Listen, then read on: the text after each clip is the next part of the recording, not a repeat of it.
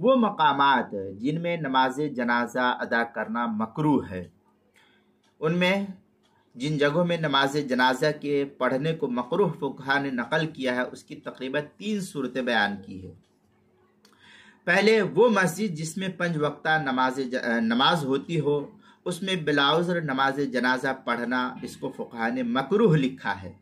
अलबत्ता अगर कहीं सख्त बारिश हो या किसी और वाकई उज़्र की बिना पर मस्जिद में नमाज जनाजा पढ़नी हो तो फिर मकरूह नहीं रहेगा। जैसे कहीं कर्फ्यू लगा हुआ है, कहीं फसाद हो गया या कहीं सैलाब की सूरत हाल है या और कोई सूरत हाल, कोई माकूल उज़्र है, तो फिर मस्जिद के अंदर जनाजा रख करके नमाज पढ़ना, इसमें कोई हरज नहीं रहेगा।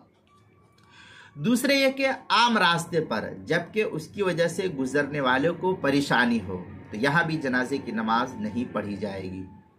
तीसरे ये कि दूसरे की ज़मीन में उसकी इजाज़त के बगैर नमाज जनाजा पढ़ना, ये भी फुक़हा ने इसको मकरूह लिखा है।